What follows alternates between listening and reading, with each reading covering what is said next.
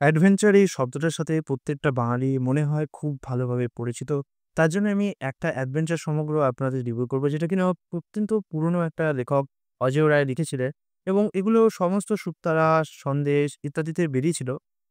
আর এই লেখকটি তিনি ২০০৮ সালে লোকান্তরিত হন, অর্থাৎ দেহরক্ষা করেন। তার মানে বুঝতে পারছেন অনেক পুরনো এই অ্যাডভেঞ্চার সমগ্রটা। বইটা পুরনো না, বইটা রিসেন্টলি বেরিয়েছিল।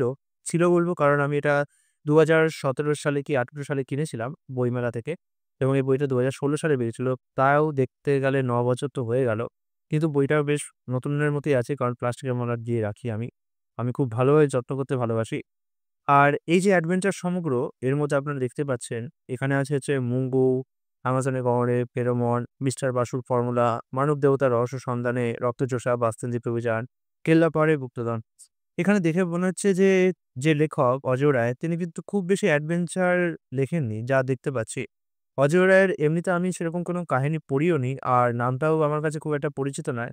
কিন্তু যতদূর আমি দেখলাম তার লেখাগুলো পড়ে তিনি কিন্তু তখনকার দিনের বাংলার হিসাবে বেশ অনেকটাই আগে ভেবেছিলেন। এখনকার দিনের যারা বাঙালি লেখক আছে, যারা অ্যাডভেঞ্চার গুলো লিখছে, তারা অনেকটাই ইমপ্রুভ করেছেন। হ্যাঁ, এটা ঠিক কথা। আমি রিসেন্টলি অনেক বেশি অ্যাডভেঞ্চার পড়েছিলাম, কাহিনী পড়েছিলাম এবং সেগুলো সব বিদেশি লেখকদের এবং সেই সমস্ত যে স্টাইলটা সেটা অত্যন্ত আকর্ষণীয় লেগেছে আমার কাছে। বিদেশি অ্যাডভেঞ্চার স্টাইল আর বাঙালি অ্যাডভেঞ্চার স্টাইলে আকাশ পাতাল তফাৎ। এটা আমি বলছি না যে কোনটা ভালো কোনটা খারাপ। বাট আকাশ পাতাল একটা ফারাক আছে। বিদেশি অ্যাডভেঞ্চারাস টাইপের তাড়াতাড়ি হুড়হুড় করে শুরু হয়ে যায়। মানে এই সিনেমা শুরু হলেও, আপনারা সিনেমা দেখে থাকলেও দেখতে পেন যে সিনেমা শুরু হলো ৫ মিনিটের মধ্যেই এই হচ্ছে, সেই হচ্ছে এইভাবে শুরু হয়ে যায়। বাঙালি অ্যাডভেঞ্চার স্টাইল ওরকম না। এটা একটুখানি সময় নেয়। ধীরে একটু মিড রেঞ্জ এ গিয়ে তারপর থেকে অ্যাডভেঞ্চার শুরু হয়। ১ম এ একটুখানি ঘুরতে আসছে। মানে ফেলুদার কাহিনীগুলো দেখুন না। ফেলুদা ১ম এ কোথাও ঘুরতে যাচ্ছে, কিছুটা গল্পগুজব হচ্ছে, ৫, ১০, ১৫ মিনিট যাচ্ছে। তারপর থেকে মেইন জিনিসটা শুরু হয়। তো বাঙালি অ্যাডভেঞ্চার আর বিদেশি অ্যাডভেঞ্চার এর মধ্যে অনেকটা পার্থক্য আছে। কিন্তু অজয় রায়ের লেখা পড়ে মনে হয়েছিল আমার, জানি না ভুল হতেও পারি, যে তিনি হয়তো খুব বেশি বিদেশি উপন্যাস করেছেন। তো তার মধ্যে আমি বিদেশি উপন্যাসের কিছু ছায়া দেখেছিলাম। কিছু উপন্যাসে, যেমন এখানে 'বাস্তিন দ্বীপে' যে অভিযান আছে, এর মধ্যে বিদেশি উপন্যাসের ছায়াটা রয়েছে। এখন কেউ বলতে পারে যে এটা খুব একটা বিদেশি উপন্যাস নয়, এটা বাঙালি উপন্যাস। আমি বলছি না যে লেখক বিদেশি উপন্যাসে কপি করছে। আমি বলতে চাইছি বিদেশি উপন্যাসের ছায়া অবলম্বনটা রয়েছে এখানে।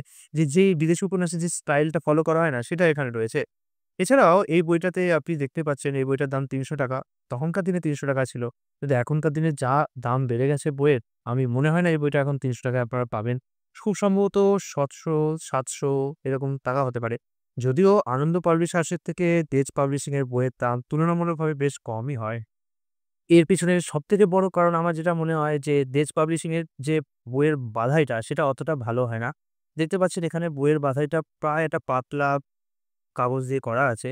আর আরেকটা জিনিস দেখছি, দেজ পাবলিশিং এর যে বইয়ের পেজ কোয়ালিটি, যদিও এটা ক্রিম পেপারই, কিন্তু আনন্দ পাবলিশার্স এর ক্রিম পেপারটা একদম মসৃণ। হাত বুলালে মনে হয় যেন মখমলের উপর হাত বুলাচ্ছি। কিন্তু দেজ পাবলিশিং এর যে ক্রিম পেপারটা দেয়, এটা আমার মনে হয় একটুখানি আছে। এটা মনে হয় এর দামটা একটু কম। এটাও একটা কারণ হতে পারে যে বইয়ের দাম দেজ পাবলিশিং এর অনেকটাই কম থাকে। ঠিক আছে? পত্রভারতীর আবার পেজ কোয়ালিটিও ভালো দেয় এবং রিপ বাঁধাইটাও বেশ ভালো হয়। আপনারা দেখতে পাচ্ছেন এখানে পেজ বাঁধাইয়ের মধ্যে কি একটা খবরের কাগজ টাইপের কিছু একটা দেয়া হয়েছে। দেশ পাবলিশিং এর বাঁধাইটা আমার মতে আরেকটু ভালো করা উচিত।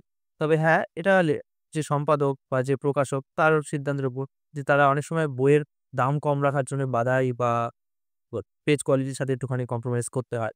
আরেকটা জিনিস আমার মনে হয় দেশ পাবলিশিং এর সংশোধন করা উচিত, যে খুব বেশি ভুল হয় প্রুফ রিডিং এ। অনেক বই আমি পড়েছি যে বইতে প্রচুর প্রুফ রিডিং এ ভুল আছে, বানান ভুল আছে। আমার মতে দেশ পাবলিশিং এর কেউ যদি এই ভিডিওটা দেখে থাকেন, তাদের উচিত যে তাদের যে বানান, যারা প্রুফ রিডিং করে তাদেরকে বলা একটু সতর্কতা অবলম্বন করা উচিত। কারণ অনেক জায়গায় ভুল হচ্ছে। এখন হয়তো দেশ পাবলিশিং কেমন করছে আমি বলতে পারব না। বাট আমি এই বইটাতে কিন্তু অনেক জায়গায় বেশ page quality sorry proof reading এ ভুল আছে, বানান ভুল আছে। যেটা কিনা একটুখানি পড়তে মানে একটুখানি কি বলবো?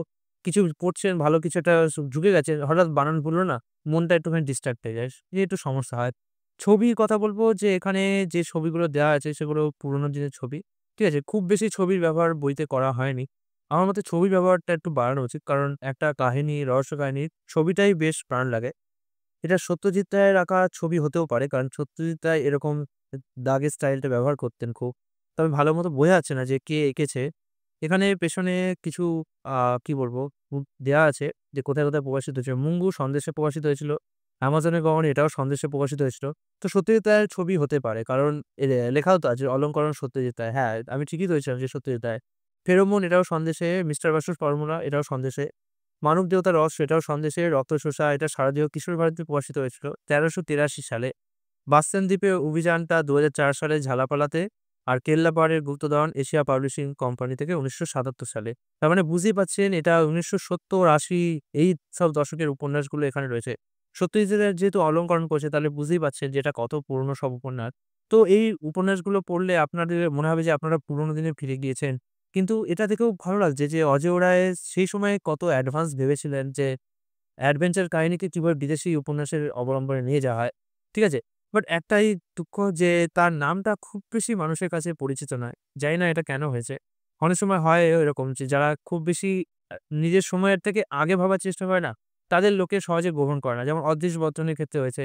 তিনি কল্পবিজ্ঞানের সেই সময়কার দিকে ১৯৭০ এর দশকে এমন ভাবনা চিন্তাগুলো এনেছেন, যা কিনা আজকেও পড়লে চমকিত করে। অথচ আমরা কল্পবিজ্ঞানে প্রফেসর শঙ্কুপ্রিয় দত্ত জানি, নাট বল্টুকে কিন্তু ততটা জানি না। এটা একটা আমার মতে বেশ কি বলবো আর, যে অনেক সময় কিছু মানুষ সময় থেকে আগে ভাবনা চিন্তা করে, কিন্তু মানুষ সে সময় গ্রহণ করে না। তাই জন্যই হয়তো এটা হতে পারে।